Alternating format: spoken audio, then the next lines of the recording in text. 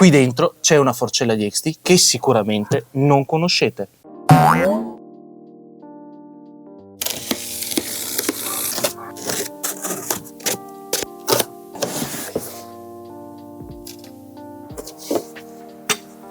Wow! Ecco a voi la XT Era V2 Long Travel, che è la gemella più grossa della V2.1, con la quale condivide tante soluzioni tecniche che hanno contraddistinto negli ultimi 4 anni il marchio vicentino. Questa XT Era V2 Long Travel infatti copre il range di escursione che va da 180 a 190 mm, pensata per bicicletta lunghissima escursione, quindi da freeride, super enduro oppure e-bike estremamente cazzute. Il peso di questo bestione non è da poco, infatti sono 2700 grammi più o meno. Sì, 2,720 kg. Porca troia. Prendo 700 grammi sulla bici e la pone sulla stessa fascia di peso e di caratteristiche di forcelle con steli ben più grandi, perché questo bestione è comunque una forcella con steli da 36 mm. Giunti a questo punto non resta che mettere alla prova questa XT Era V2 Long Travel. E nelle scorse settimane mi sono domandato molto spesso quale fosse la bicicletta più adatta su cui montare questa enorme forcella da freeride. Beh, amici miei, la risposta è soltanto una.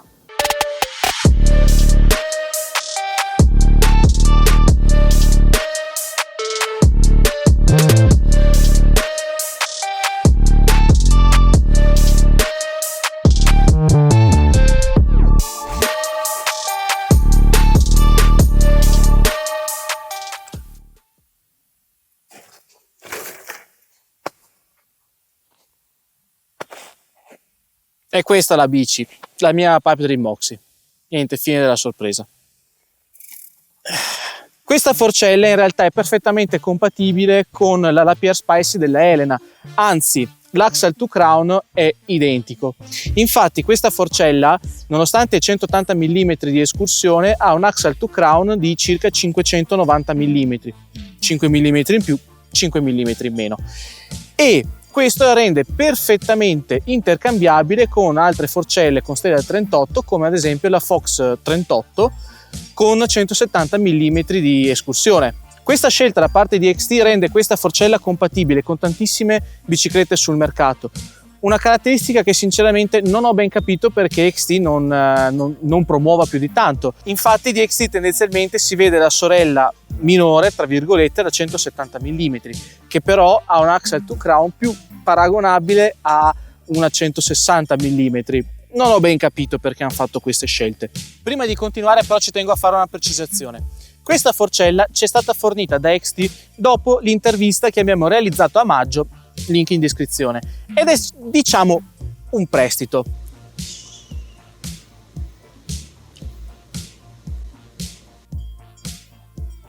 Ci siamo capiti. Comunque, visto che siamo a tema di digressioni, ci tengo anche a invitarvi a iscrivervi al canale, attivare la campanella degli avvisi, seguirci sugli altri social, sapete, link in descrizione. In più vi ricordo che abbiamo aperto anche un Patreon per poter sostenere il progetto Rolling Bears e aumentare sempre di più la qualità, quindi migliori fotocamere, migliori microfoni, riding sempre più fighi, perché così possiamo anche pagare i rider, perché loro giustamente vogliono essere pagati per mettersi in gioco, e anche fare documentari. Lo sapete, noi puntiamo a fare cose in grande e per fare le cose in grande servono soldi e quindi vi chiediamo una gentilissima donazione. In descrizione trovate tutto quanto. Ritornando alla protagonista del video, la XT Era V2 Long Travel è una forcella che viene venduta in un unico formato compatibile con ruote da 29 e con un offset di 44 mm. In realtà la forcella è compatibile anche con ruote da 27,5, però XT ha deciso di fare un unico formato perché ormai gran parte delle aziende producono biciclette con ruote da 29 e tantissimi clienti le preferiscono, di conseguenza il 27 sta un po' sparendo. Per quanto riguarda la compatibilità delle gomme, si possono installare copertoni fino a 2,6 pollici di larghezza. In questo caso ho una segai da 2.5 pollici di larghezza e come potete vedere c'è molto spazio tra i foderi e la gomma. Continuando sul versante delle caratteristiche costruttive, la Xterra V2 Long Travel condivide le stesse boccole di scorrimento con tecnologia dough bushing della Xterra V2.1. Anche la piastra di sterzo presenta lo stesso design, con una superficie di contatto tra il cannotto e la piastra che è maggiorato in modo da aumentare l'agilità torsionale di tutto l'avantreno. Le differenze tra le due forcelle, oltre all'escursione e una parte aria leggermente rivisitata, sono anche i foderi. Infatti la V2 ha dei foderi proprietari con una lunghezza maggiore di circa 1 centimetro. Inoltre, rispetto alla V2.1, il registro di rebound è leggermente più esposto. In questa maniera la Xterra V2 Long Travel guadagna ben 2 cm di spazio in cui far scorrere gli steli di ben 2 cm più lunghi. Dalla scatola la Xterra V2 Long Travel esce con un certificato di garanzia per dire che è tutto in regola, un parafango marchiato XT molto carino e morbido, ma sul parafango ci arriveremo dopo, un cartoncino con le istruzioni per il setup e la garanzia, questa cosa nessuno la legge mai, la pompetta ad alta pressione per gonfiarla e per finire un flaconcino di olio ottimo per lubrificare dopo i primi utilizzi e anche come deodorante. Normalmente quando si parla di sospensioni si parte dalla parte aria, in questo caso invece preferisco partire dalla cartuccia idraulica. La cartuccia idraulica all'esterno è estremamente semplice, infatti abbiamo 2 registri di compressione, uno per le alte velocità, uno per le basse, e un registro di ritorno idraulico. All'interno però le cose sono leggermente differenti. Si tratta di una cartuccia ad alto volume di olio, uno dei motivi per cui questa forcella pesa 2,7 kg. Il reservoir ad alto volume ha un pistone da 24 mm che garantisce la pressione all'interno della cartuccia, mentre il pistone che aziona la cartuccia idraulica è da 22 mm e presenta un bypass per isolare il registro di ritorno da registri di compressione. I click sono 21 click per il ritorno, 16 click per il registro di compressione alle basse velocità e 14 click per la compressione alle alte velocità. Per quanto riguarda la parte aria, invece, c'è la stessa tecnologia HS3 in comune con la Era V2.1. La differenza però è ovviamente che il volume della V2 Long Travel è leggermente maggiore. La tecnologia HS3 vede 2 camere positive, una camera negativa che si equalizza con la prima camera positiva che è responsabile del sag e una piccola molla presente sul piedino dello stelo della parte aria che serve per aiutare la sospensione a essere sensibile a piccolissime asperità, andando così a vincere più facilmente le tenute aria presenti sul pistone interno. Questa soluzione permette alla forcella di avere un'estrema sensibilità iniziale, un ottimo supporto a metà e una progressione decisamente ottima. Ciò non toglie che i ragazzi di XT hanno pensato alla loro cartuccia d'aria per cercare di imitare il più possibile il comportamento di una molla in acciaio. Di conseguenza loro, anche nel setup consigliato, la rendono abbastanza lineare.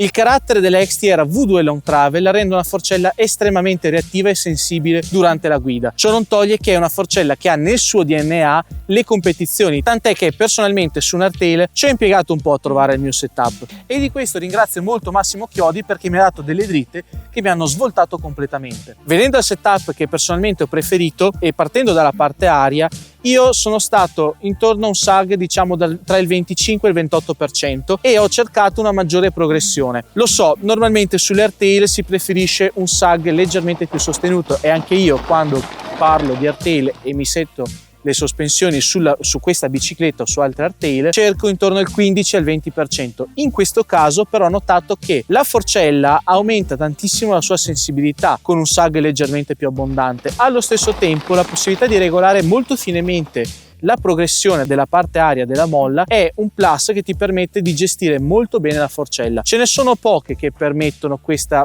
finezza, altre che invece si affidano ai token tendenzialmente tendono a murare molto presto e di conseguenza si è sempre un po' nel limbo tra buon sostegno iniziale oppure avere una progressione estremamente rapida con zero sostegno iniziale. Invece per quanto riguarda la parte idraulica, la Xterra V2 Long Travel è una forcella che ha relativamente pochi registri con il numero giusto di click per trovare il proprio setup. Personalmente sono stato relativamente chiuso, quindi 4-5 click dal tutto chiuso per quanto riguarda la compressione alle alte e intorno ai 7 8-10 click a seconda delle condizioni del terreno per quanto riguarda la compressione alle basse, con il rebound settato intorno ai 10 click dal tutto chiuso. Nelle linee guida di XT loro si riferiscono alle compressioni sempre dal tutto chiuso, cosa che può fuorviare le prime volte che si va a regolare la forcella, perché magari si dà per scontato che si parta dal tutto aperto. Invece XT ragiona esattamente come con il registro del ritorno idraulico. Una caratteristica che ho notato di questa XT,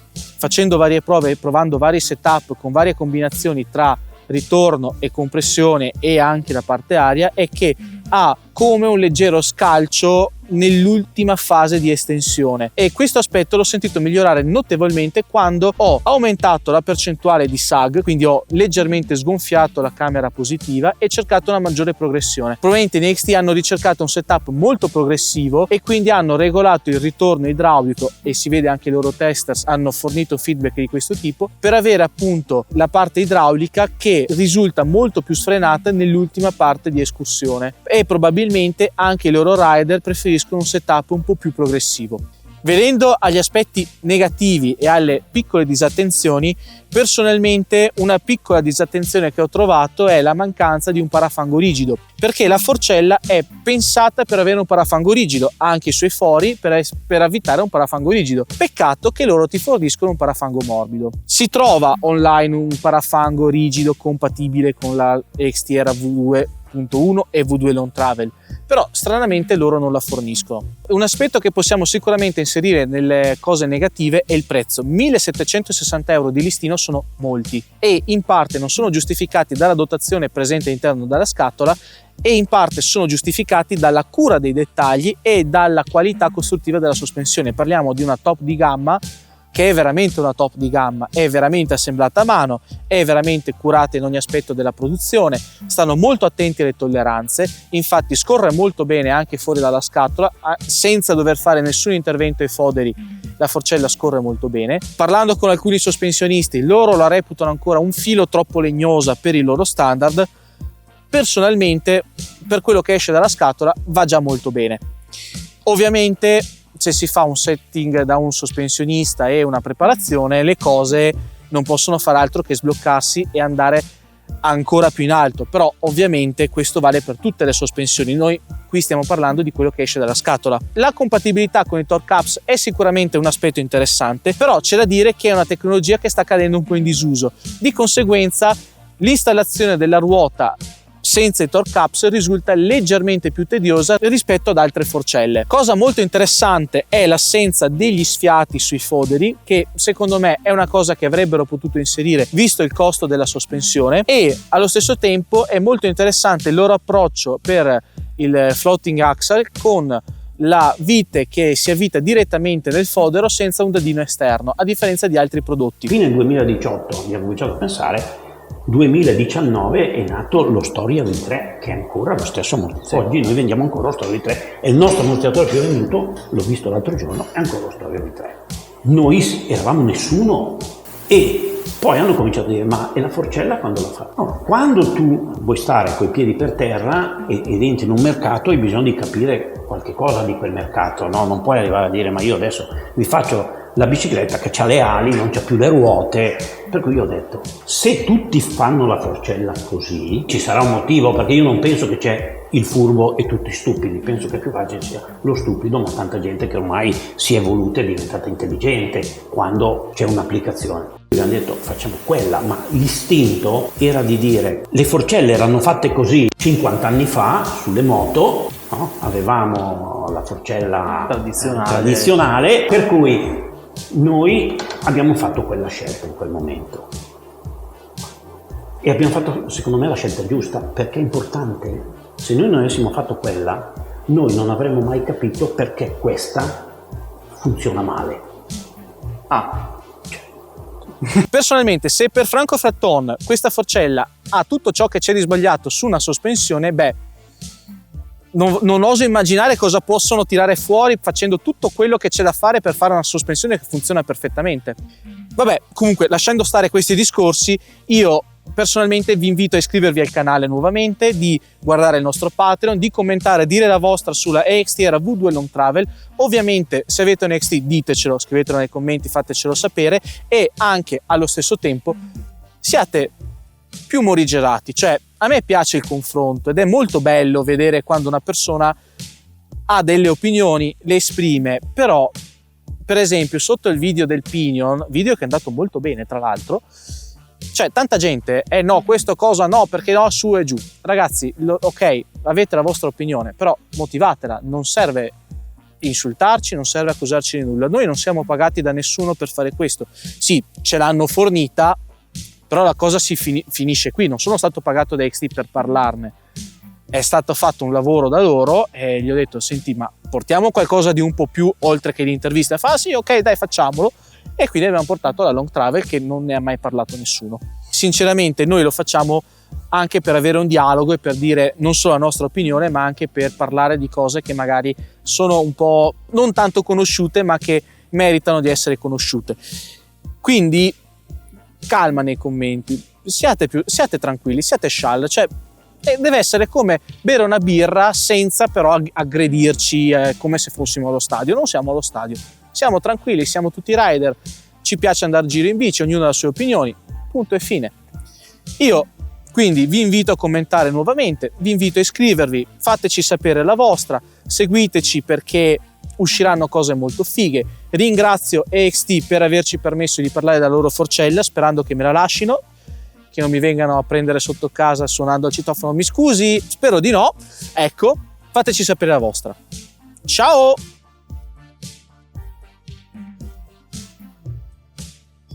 Mi piace questo posto perché ci sono tante mucche.